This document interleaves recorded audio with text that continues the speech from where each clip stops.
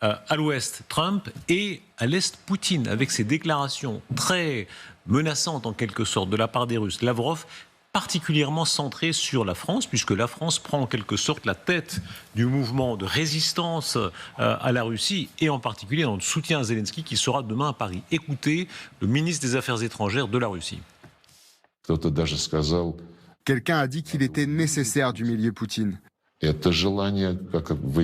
s'avère que les historiens peuvent probablement corriger cette volonté, mais à mon sens, nous avons tous déjà vécu cela. Napoléon et Hitler avaient donc les mêmes objectifs.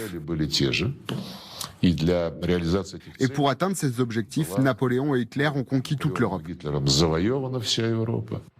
La fixette, pour reprendre votre mot, la fixette des Russes sur la France est en train vraiment de cristalliser. Ils considèrent que la France est leur adversaire numéro 1. Oui, parce que Macron a pris le lead, je dirais, de la résistance et de la coalition des volontaires, que nous avons l'arme nucléaire, et donc ils ne peuvent pas faire ce qu'ils veulent. Mais moi, je prends ça pour un très très gros compliment. La France prend la foudre parce qu'elle a le paratonnerre en haut du clocher et qu'on tient le haut du pavé actuellement sur le plan militaire, sur le plan européen, sur le plan politique, et qu'on est une force d'entraînement. Et donc on négocie d'égal à égal. Ils se prennent pour la superpuissance qu'ils négocient qu'avec Trump, et puis en fait il est quand même fasciné, et puis il a une fixette sur la France qui est semble-t-il un pays mineur, mais qui ne l'est pas tant que ça. L'obsession des Russes pour... Alors expliquez-nous ça, Ludmila Toutieva, vous connaissez le monde russe aussi. L'obsession pour Napoléon en particulier, 1812, la campagne de Napoléon jusqu'à Moscou, encore aujourd'hui c'est présent dans les têtes russes, dans les manuels russes. Oui, Napoléon, justement, je pense que c'est à Hermitage qu'il y a le plus de portraits de Napoléon qu'on pourrait trouver ailleurs. C'est-à-dire qu'il y a cette fascination qui provient des liens très étroits que la Russie et la France entretenaient jusqu'à un certain moment.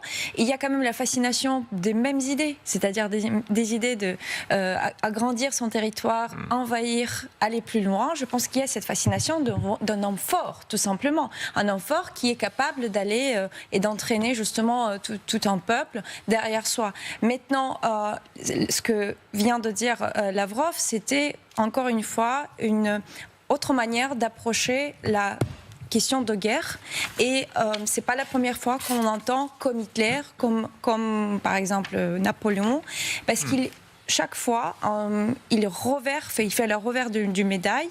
Et on dit on peut répéter ce qu'on vous a fait en Europe en deuxième guerre mondiale, c'est-à-dire Berlin qui était sous l'occupation, libération des soviétiques, et tous les crimes de guerre d'ailleurs que les soviétiques ont commis. Est-ce qu'il y a une manière pour eux de vivre dans cette histoire ?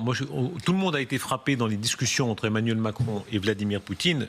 Emmanuel Macron racontait ces heures et ces heures où Vladimir Poutine en boucle revivait l'histoire. C'est-à-dire pour les dirigeants européens d'aujourd'hui, tout ça, c'est des vieilleries, malgré tout. C'est intéressant d'en discuter comme ça, pour le charme.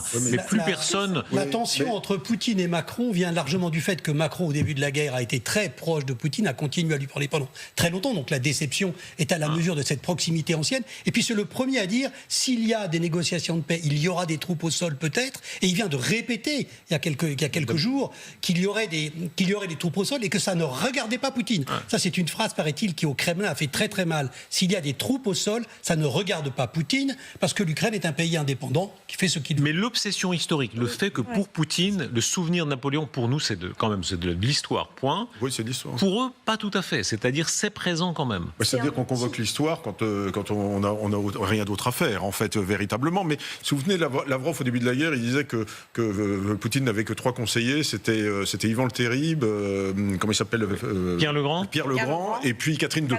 Voilà, donc c'est ce qu'il avait dit. Et donc, en fait, il vit dans le fantasme impérial. Moi, je le dis depuis le début. Oui. C'est fascinant, c'est retrouver l'Empire, la grandeur de l'Empire, la taille de l'Empire tel qu'il a existé avant 1914.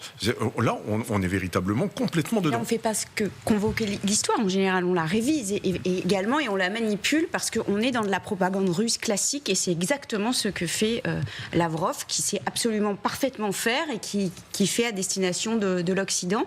Ce qui est intéressant, c'est que ce qu'il dit va être être pris de l'autre côté, donc pas sur le flanc est, mais sur le flanc ouest. Est-ce que c'est seulement, de la propagande, ou est-ce qu'ils pensent vraiment ça ? Les Chinois, les dirigeants chinois, par exemple, pensent de bonne foi, il n'y a pas besoin d'y pousser, que leur civilisation est plus ancienne, qu'elle est supérieure. Et c'est vrai que par certains aspects, elle est plus ancienne.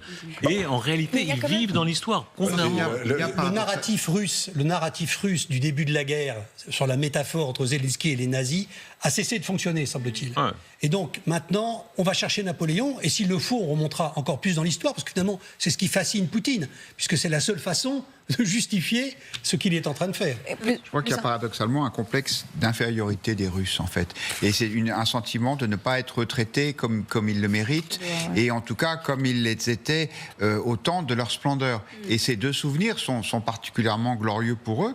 Le premier, parce que vous savez qu'en 1815, il y avait des Cosaques dans Paris, qui sécurisaient, entre guillemets, une partie de la capitale pour être sûr que les révolutionnaires ou les bonapartistes ou les napoléoniens ne reviennent pas au pouvoir. C'était des troupes de maintien de la paix. Absolument, en quelque sorte, oui. Puis du point de vue de la restauration. Voilà, en plus, puis ça permettait de négocier l'avenir dans de bonnes conditions. Et puis l'autre fait de gloire, et là, légitime, c'est effectivement que les Soviétiques ont décidé du sort de la Seconde Guerre mondiale. C'est eux qui, de très loin, ont payé le prix humain le plus fort. Et donc, je ne suis pas sûr enfin, je ne crois même pas un seul instant que Poutine rêve de voir son armée camper dans Paris. En revanche, qu'on se souvienne que la Russie a vocation à être ce qu'elle a toujours été, c'est-à-dire une puissance impériale, donc qui ne reconnaît pas ses frontières naturelles, mais uniquement celles de son influence. Oui, ça c'est une certitude. Il reste, il y a beaucoup de peuples, moi je suis très frappé, quand on va, les diplomates, les ministres des Affaires étrangères vous disent ça, beaucoup de pays d'Afrique par exemple, où il faut commencer par parler d'histoire. Oui. Et c'est pas simplement de la propagande. Un entretien diplomatique commence par 20 minutes où on rappelle la grande histoire.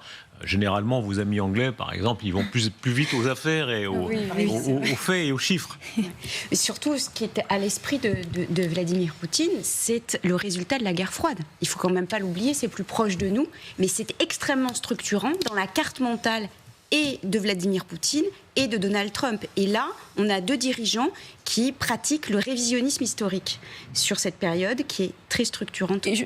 Une chose juste pour rajouter qui est très importante, c'est que la Russie, elle dit dès le début de sa mission messianique, en gros. Et là, Poutine, il utilise l'histoire pour fonder pourquoi la Russie a une mission plus intéressante, extraordinaire par rapport à d'autres peuples. Et cette mission, elle consiste en quoi ? C'est les valeurs traditionnelles qu'elle apporte, c'est la paix et stabilité qu'elle apporte. Et c'est ça que Poutine utilise aussi dans son récit et qui base aussi sur l'histoire.